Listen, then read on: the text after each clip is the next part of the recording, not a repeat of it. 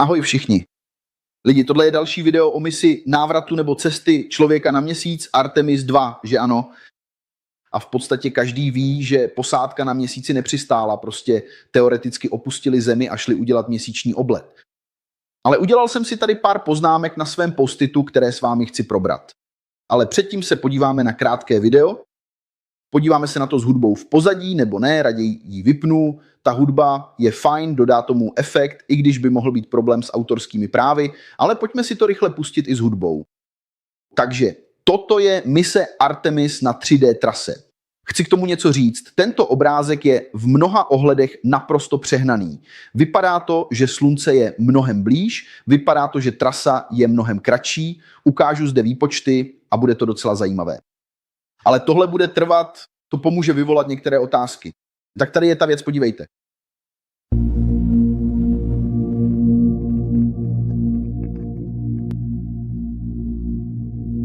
Líbila se mi ta pohanská hudbička, hodně mi připomíná Artemis, bohyni měsíce.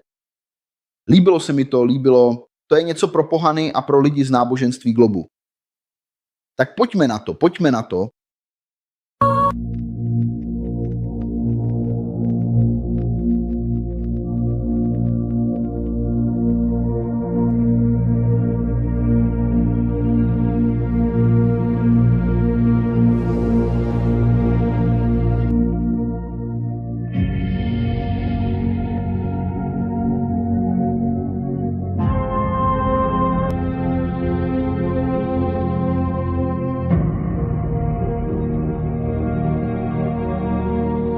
Hotovo.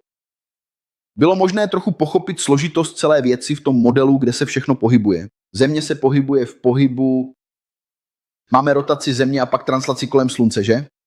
Takže pojďme si udělat pár výpočtů, abyste to pochopili, ano?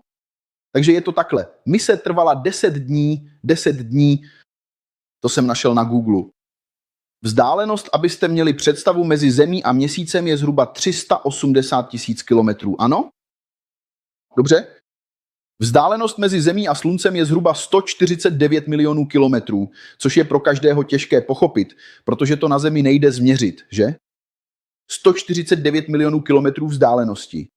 Co to znamená? Když si zadáte do Google, jaká je translační rychlost Země, tedy rychlost, jakou se pohybuje kolem Slunce, najdete odpověď 107 000 kilometrů za hodinu. Země se pohybuje rychlostí 107 000 kilometrů za hodinu.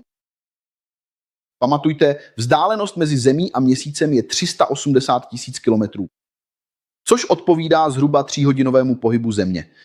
Země se při svém translačním pohybu pohybuje rychlostí 107 000 kilometrů za hodinu.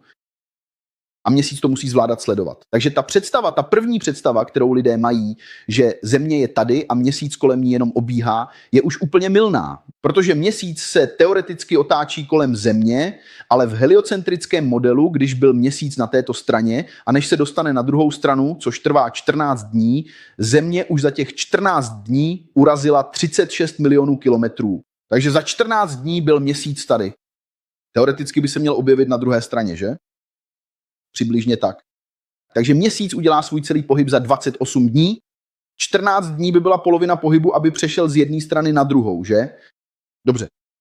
Teoreticky vlastně existuje několik způsobů, jak měřit pohyb Měsíce. Ale vezměme to takto. 28 dní, 14 dní, polovina periody. Takže zatímco Země byla tady, Měsíc byl přesně tady, že? Ve vzdálenosti 380 000 kilometrů od Země, opravdu blízko. Za 14 dní Země urazí 99% této vzdálenosti. 36 milionů kilometrů. A hádej co? Tam daleko už je Země tady. Měsíc je tam, pořád byl tam, že? Když Země byla tady. Pak Měsíc přijde spolu a on půjde projít před Zemí ve vzdálenosti jen 380 000 kilometrů, poté co obě urazili spolu 36 milionů kilometrů, že? Stačí si to spočítat, 14 dní krát 24 hodin, že? Krát 107 000 kilometrů za hodinu, to dá přibližně 36 milionů kilometrů. Takže chci říct, představte si, lidé nám vštěpují do mysli, že geocentrický model, kde je Země středem a všechno se točí kolem ní, je velmi složitý. Proč? Ukážu vám to. Takže lidé si myslí následující. Heliocentrický model, kde se všechno točí kolem slunce, že? Slunce také cestuje vesmírem rychlostí mnoha kilometrů za hodinu. Dobře. Tento model věci vysvětluje lépe a nám se to zdá rozumné. Proč? Protože ve škole vidíme Zemi a vidíme Měsíc, jak kolem ní obíhá. Říkáme si, jo, všechno je v pořádku, že? Planety vidíme sluneční soustavu, slunce uprostřed. Planety všechny obíhají v kruhu. A když dáte Zemi doprostřed, planety musí dělat takové zpětné kruhové pohyby. A to se většině lidí zdá velmi složité. Pro mě v tom není žádný problém. Dokonce v tom vidím krásu. Ale pojďme se na to podívat. Takže první věc, když si zadáte do Google rychlost oběhu Země, objeví se vám rychlost 107 000 km za hodinu. Dobře. Pak tu máme geocentrický model, o kterém lidé mluví špatně. Říkají, že je těžké to vysvětlit, protože podívejte, planeta byla tady v určitý den a oni to měří a tak dále, bla, bla, bla, a ona dělá opačný pohyb. On jde dopředu, pak couvá, pak zase jde dopředu, když se na to díváme ze Země, ale když použijete heliocentrický model, dělá kruh. Takže to vypadá, že je to jednodušší vysvětlit, že? Jenže ve skutečnosti to není jednodušší. Protože když vezmete Měsíc teoreticky obíhá kolem Země. To je v heliocentrickém modelu snadné, že? Promiňte, geocentrické.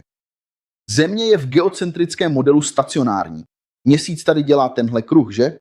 Je s tím nějaký problém? Žádný. A co heliocentrický model? No, v heliocentrickém modelu se Země pohybuje. Za 14 dní urazí 36 milionů kilometrů. A Měsíc zůstává velmi blízko ní a vykonává svůj pohyb. Ale moc blízko tomu není. Jde to takhle. Aby Země dokončila svůj oběh kolem Země, teoreticky se pohybuje a co musí Měsíc dělat? Musíš udělat megaelipsu, že? Musí uzavřít opravdu těsnou dohodu. Myslíš jakole? Kráčí rychle. Když projde před Zemí, projde velmi rychle a pokračuje ve své cestě. Což je víceméně to, co tady vidíme. Podívejme se na to znovu. Podívej. Jenom. Teď vypnu ten zvuk z Makumby, tak pojďme na to. Tedy tady to není tak eliptické, jak by mělo být. Ale co je tam vidět je, že i ta sonda, teoreticky, ta Orion tam odlétá. Nevím, raketa, jak tomu chceš říkat. Odcházel bych a šel tam, jen bych udělal okliku. Díky bohu, že to nepadlo, že? Vlastně máme velké štěstí, protože jen myslí. Je-li tady Měsíc, je tu i Země. Poté se Země posunula o 36 milionů kilometrů. Měsíc přišel z boku takto a proletí před Zemí, která se pohybuje obrovskou rychlostí. Existuje? Jede to mega rychlostí a ona projde kolem jako darebák. Páni, v tomto modelu je šance, že Země jednou narazí na Měsíc. To je docela složité, že? Ale všechno je v pořádku. Všechno dobré. Pokračujeme zde. No tedy, lidem se to zdá velmi složité, ale ve skutečnosti je to takto. Tohle je pohled heliocentrického modelu, že? Takže tady jsou planety, jak obíhají kolem Slunce. Neobíhají dokonale, jak můžete vidět, že? A vlastně to není úplně kruh, jak si lidé představují, že? Není to soustředné, střed není tady například Jupiter není, je posunutý. Střed jeho oběžné dráhy není Slunce, že? Zřejmě. Pokud se podíváte na pohyb planet v geocentrickém modelu, lidé říkají, že je příliš složitý. Zde je pohyb Merkuru za 48 let. Nevíte někdo, kde je tahle kobliha? Komplex? Nevidím tu nic složitého. Myslím, že je to krásné. Venuše 96 let stará se při pohledu ze Země pohybuje takto. Podívejte, tady je další. Mars 120 let vytváří tento pohyb zde. Jupiter 96 let vytváří tento pohyb zde. Saturn 240 let vytváří tento pohyb v geocentrickém modelu, že? A pak tady Uran také vytváří tento pohyb zde. Vidí v tom někdo nějakou velkou složitost? Tedy podívejte, já tu nějakou složitost vidím. Jak to vysvětlíte? Vidíte tady ten posun, který tu je? Vidíte tady tu šedou čárku, která ukazuje, že vzdálenost je tady větší než na této straně? Tedy myslím, že heliocentrický model je složitý, že? Geocentrický model mi naopak připadá jako velmi krásný model, opravdu. Připadá mi to jako klasická krása, kterou běžně vidíme v širé přírodě. Klasická krása, krásná složitost. Když se pozorně podíváte třeba na takovou květinu, uvidíte v ní obrovskou složitost. Vidíte ten nádherný barevný květ, který navíc ještě tak krásně voní, že? Má barvy, že? Má svůj vlastní reprodukční systém.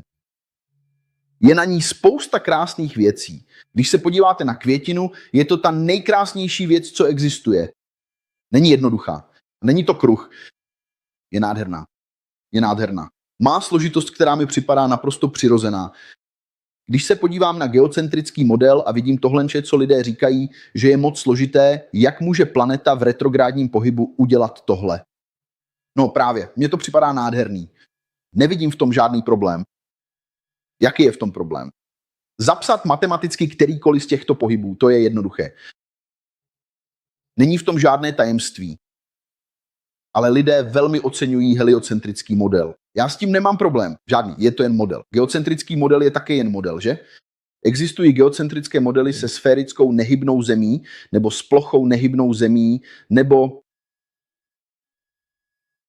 země v pohybu také, ale se zemí uprostřed. Existuje pohyb rotace, ale se zemí uprostřed. Existuje několik geocentrických modelů, ale v zásadě je země středem a vše ostatní se točí kolem ní. Nevidím v tom žádný zásadní problém, ale věda zřejmě chápe, že je to pro vědu příliš složité na to, aby tyto rovnice použila tady pro mě. Vůbec mi to nepřipadá absurdní, ale je to tak. Jen jedno pozorování. Faktem je, že zatímco lidé myslí si, že model je velmi snadno pochopitelný, ve skutečnosti je země nehybná a měsíc se otáčí. Když se na to podíváme, pamatujte, že mezi tím, kdy měsíc vychází z jedné strany země a přechází na druhou stranu. Teoreticky, aby dokončil ten cyklus za 14 dní, protože 28 dní je tam a zpět. Správně? Takže 14 dní jen tam, ale dalších 14 dní, aby se vrátil na stejné místo. Takže je tady.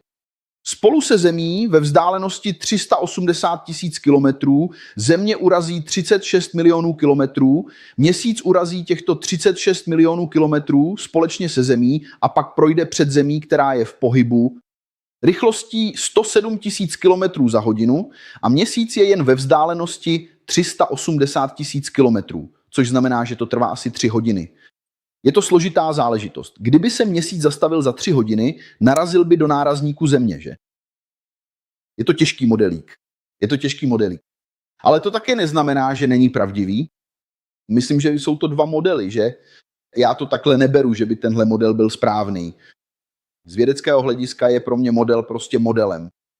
Teď z náboženského hlediska pro mě je modelem geocentrický model, že? Země je středem vesmíru, že? Je to náboženský důvod. Protože, podívej, máš 2 modely, jak zjistíš, který je správný? Ve skutečnosti to nemáš jak zjistit. Sám Einstein řekl, že není možné jeden od druhého rozlišit. Není to tak složité, jak lidé říkají. Sám Einstein to řekl. Není možné jeden nebo druhý vyloučit. To znamená, proč bych měl jeden vyloučit, je to náboženský důvod. A tím to končí. Druhá osoba může říct, já si vybírám jiný model, protože je to konsenzus. Je to současný vědecký konsenzus, to znamená, musel jsi vybrat jeden, lidé si vybrali jeden.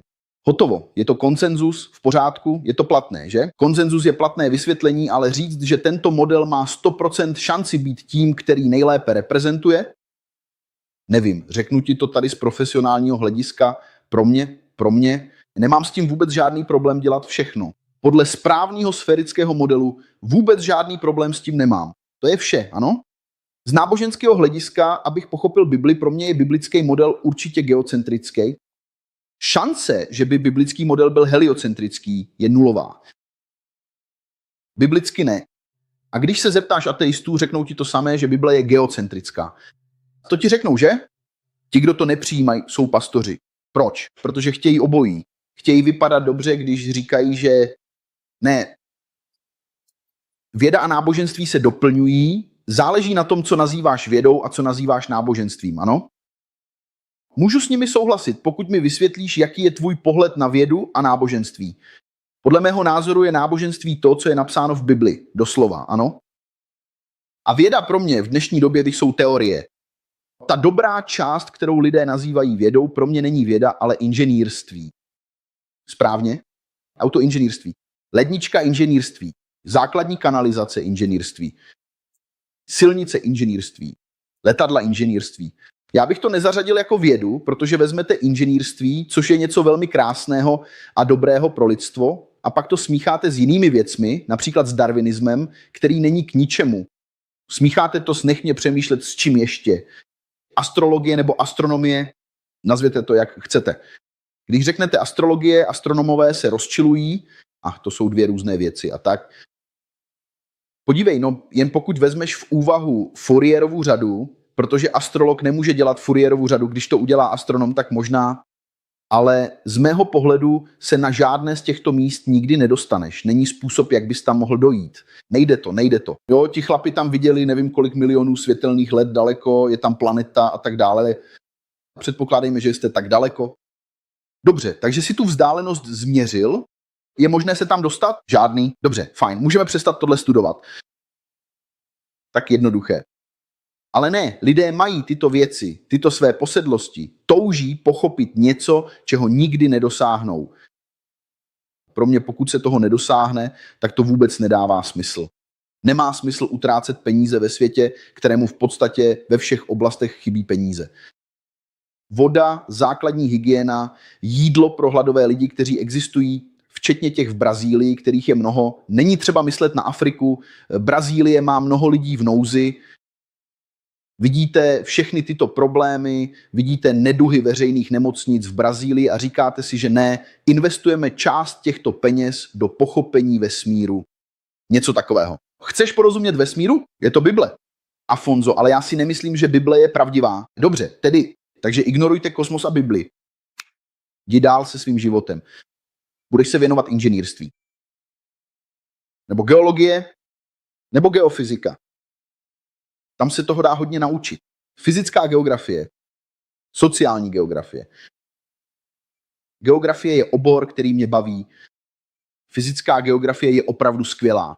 To je úžasné. Je toho hodně. Drony moc fajn. Sociální geografie, socioekonomická geografie, nevím, co to je. Z odborného hlediska to nemá žádnou hodnotu, nemá to velkou hodnotu. Můj názor opět může být pro někoho platný, ale pro mě neplatí.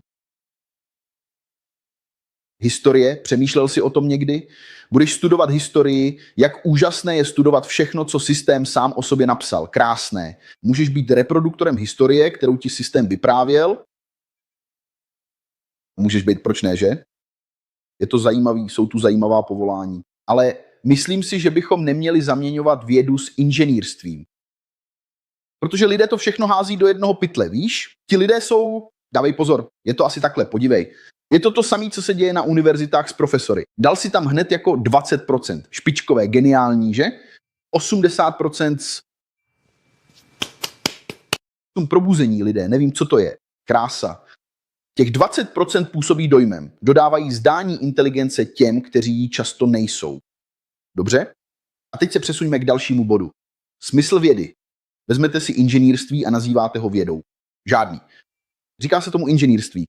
A pak se ptáte, co dělá věda? Teorie o bakteriích, teorie o evoluci. Co ještě? Pojďme si pořídit další. Velký třesk, astronomie. To vše nakonec získává uznání v inženýrských oborech. A to je ten okamžik, kdy si lidé pletou vědu a inženýrství. Právo? Nezapomeňte, že geofyzika má také složku geofyzikálního inženýrství. Geologie zahrnuje také geologické inženýrství. Záleží na zemi, ve které se nacházíte. V Brazílii tomu říkají geofyzika a geologie, zatímco v Peru existuje geofyzikální a geologické inženýrství. Záleží na zemi, kde se na to díváte. Myslím, že je to blíž inženýrství než něčemu náhodnému. Ale v pořádku, existuje také hornické inženýrství, které se zabývá těžbou a je tu spousta zajímavých inženýrských oborů. Ale myslím, že by to lidé měli oddělovat. Myslím si to. To si myslím, ale v pořádku, každý ať si myslí své. To je pro dnešek vše. Moc vám všem děkuji za pozornost. Mějte se.